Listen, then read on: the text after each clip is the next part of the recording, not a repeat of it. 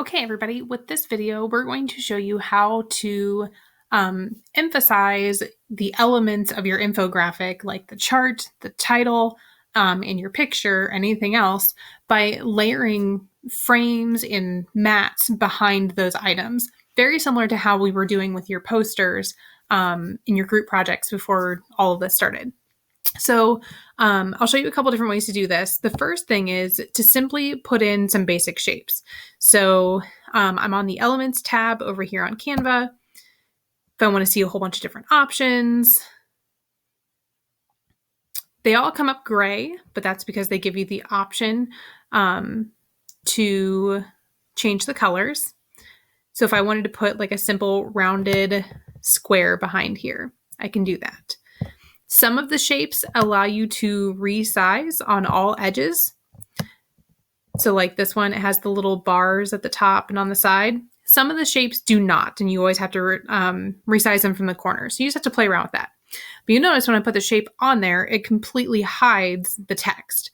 So what I need to do is I need to go over here to the top right where it says position, and then click backward. You can also use the shortcut Control and use this little bracket. But then you just need to push it backwards so that way it sits behind your text. You can still click on that element and change the color if you wish. That's not a good color because you can't see. You also want to make sure that you're using these things wisely so that way, like I said, that they emphasize certain elements. So as soon as I put that background behind my chart, this title in the corner just sort of looks like an afterthought. So I'm going to treat it the same way. Maybe I'll go look at some different elements. So maybe instead of using a shape behind that one, maybe I will frame it with one of these cool gradient shapes. Remember, with the gradients, you can also change the colors of those as well. So sometimes I like to use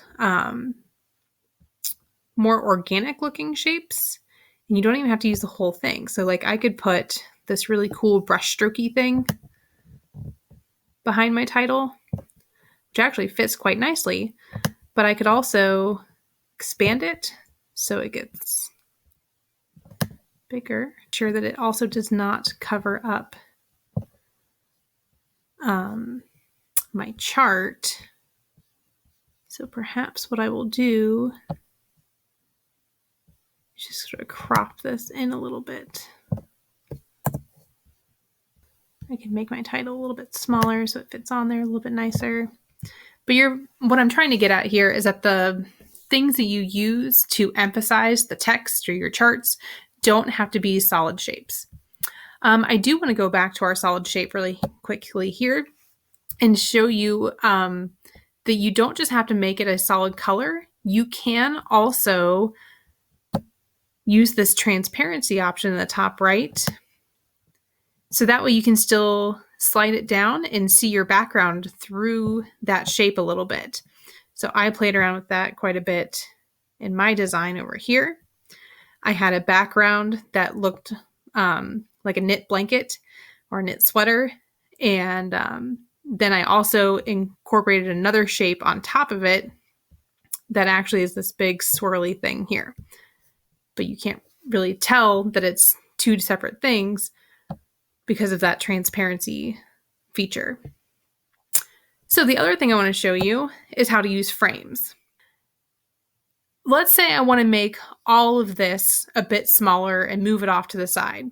As I just about showed you there, if I start to move this, all of a sudden, I then also need to resize my little white line that goes through my bullet points.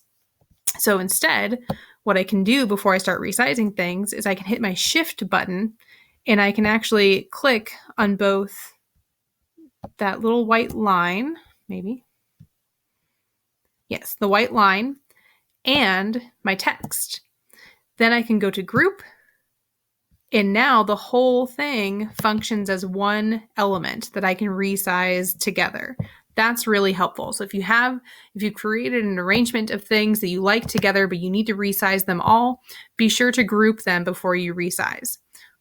So the next thing I want to show you is this cool feature in Elements called frames.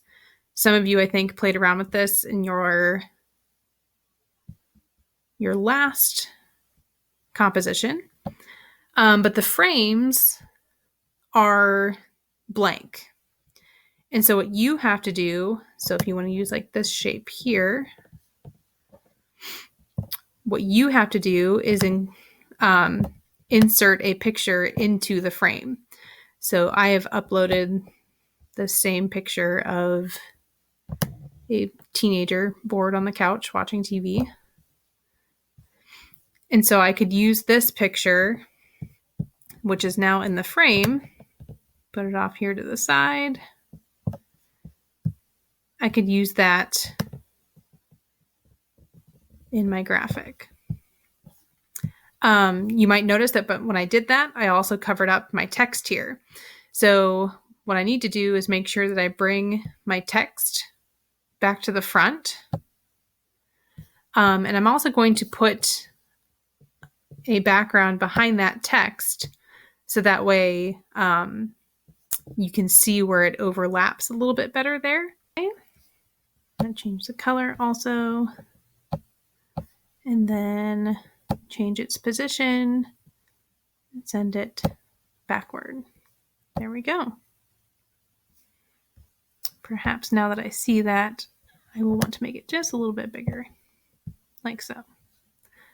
Okay, so the last thing I would want to do here is put some sort of element behind my title, so that way it emphasizes the title. Maybe I will use something that has more texture behind it. Maybe I'll drop this down so they don't overlap. I don't know. How does it look if it does overlap? Don't think I like the overlap. But anyways, I can keep playing around with it. But all the same, hopefully that shows you that there are lots of different ways that you can layer objects behind your text and behind your pictures and frame your pictures to make things a little bit more interesting. So have fun playing around, and I can't wait to see what you make.